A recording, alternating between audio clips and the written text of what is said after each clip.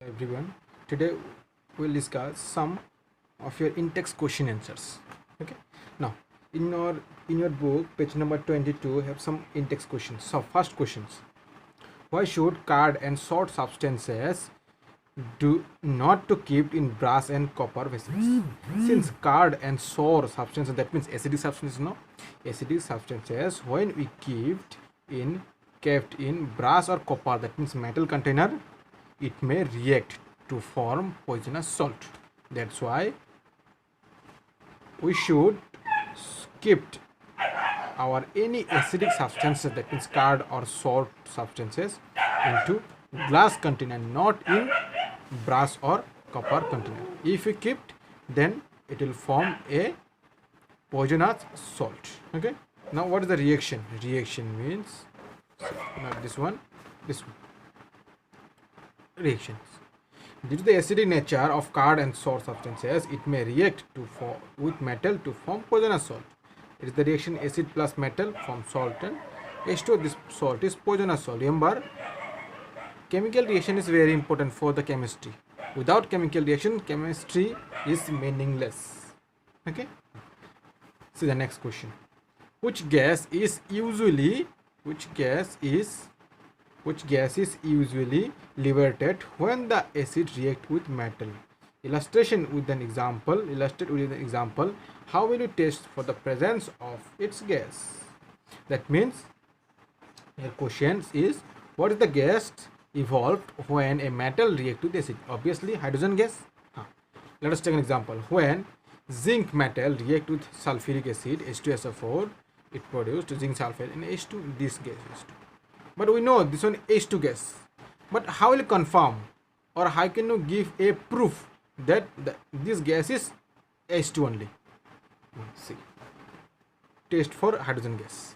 By the chemical test, we will prove that the gas is only H2 gas.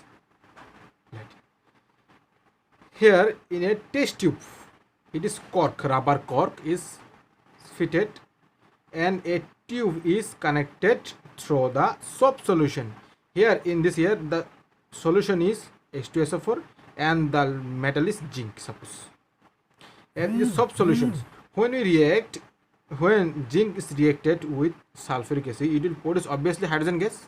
This hydrogen gas, when it passed into the soap solutions, it will form a bubble type gas containing H2 gas inside the bubble. Okay. And when a candle comes near to this bubble, it will produce a pop sound and burn. Okay. This burning of H2 gas, this way, pop sound and burn. This burning of H2 gas gives the proof that this gas contain only H2 gas, that means hydrogen gas. Now how can you write? See, when 5 ml of dilute sulfuric acid is taken in a test tube and a few pinches of zinc is added to it, when the formed H2 gas passed through the soap solutions, the bubble filled with the gas, that means H2 gas, through the soap solutions, H2 gas burnt with pop sound. Okay. When we brought candle near to it, okay, that means when you give heat to this bubble, it will burn with pop sound. Okay. The pop sound confirms the evolution of H2 gas. Understood? No? Okay. Now see the next questions.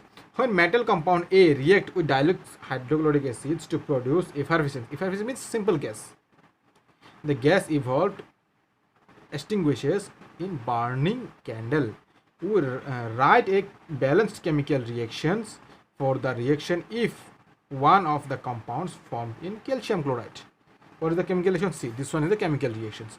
When calcium carbonate is A react with hydrochloric acid forms calcium chloride plus water and carbon dioxide gas. This one is effervescence, carbon dioxide gas. Okay.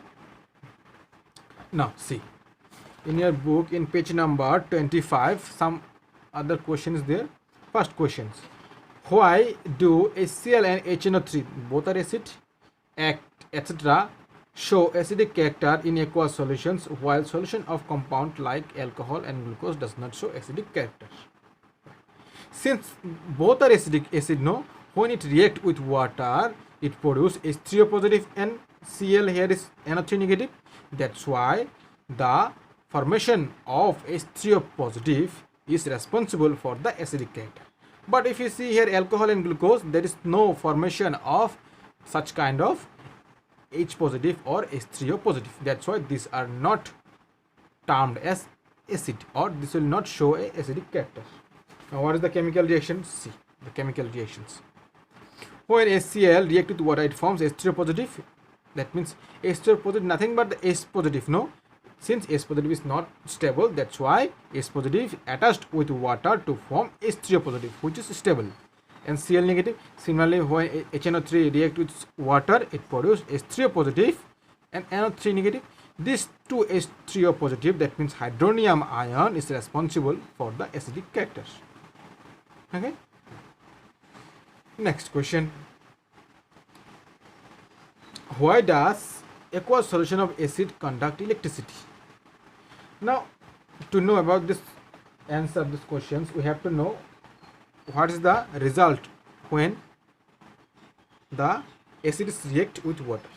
When acid reacts with water, see, when acids react with water, it forms a negative ion and a positive ion. This positive ion, negative ion is known as anion. This positive ion known as cation. As we know in class 10, I think in class 9 you got, okay.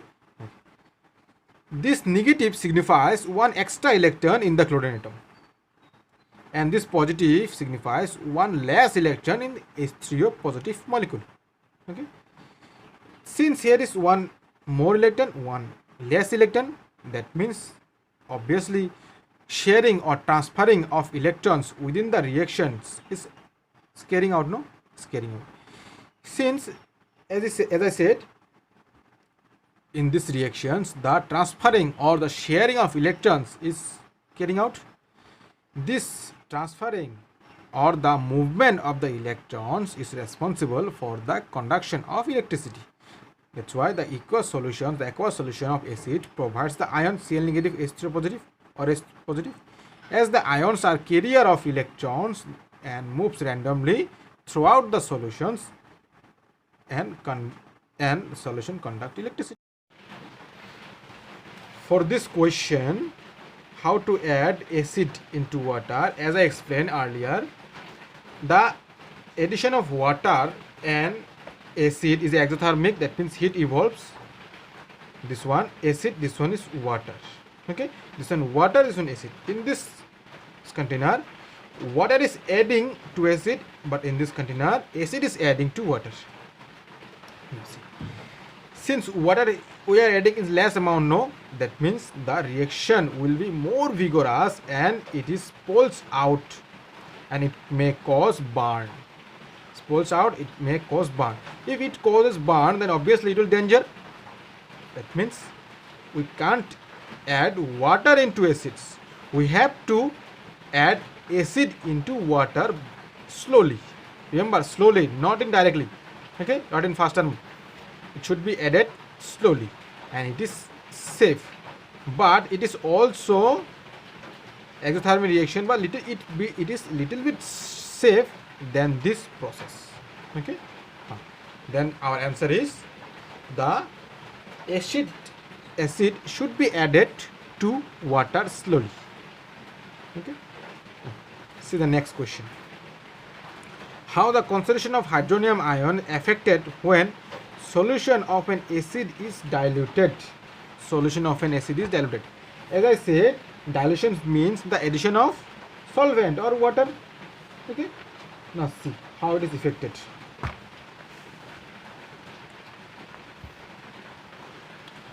On dilutions, number of H3O positive hydronium ions per unit volume decreases, which leads to the decrease in the concentration of hydronium ion and in the acid strength. To explain this, let us take an example here. We have taken acid solutions.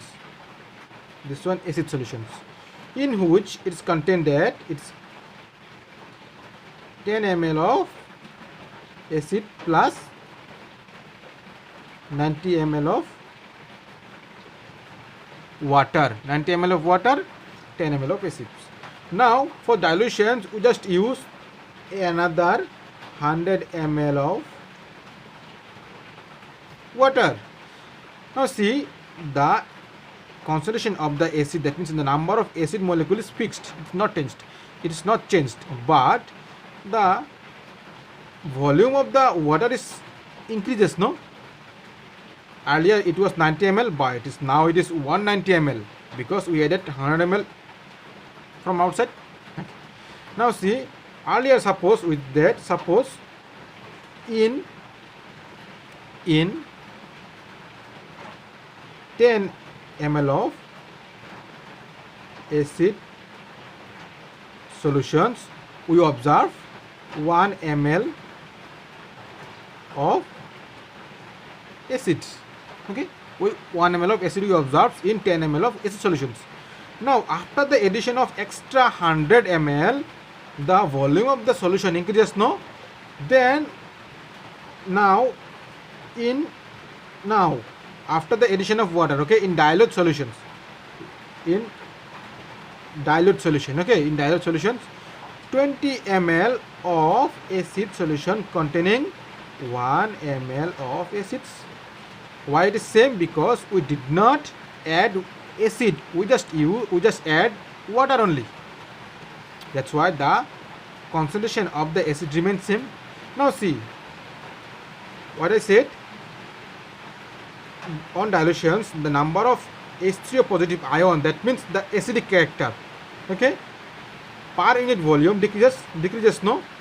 Earlier it was 1 ml in 10 ml solution, now it is 1 ml in 10-20 ml.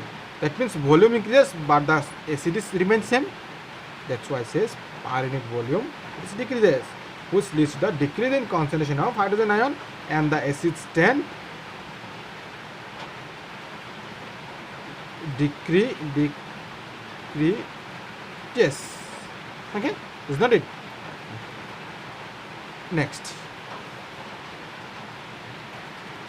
how the concentration of hydronium ion affected when excess base is dissolved in solution of sodium iodide. This is exact similar to the question answer to the 5. So this one is the homework. Number 6 is the homework. Okay. Next, see the next question in your textbook. This one. We have two solutions, A and B.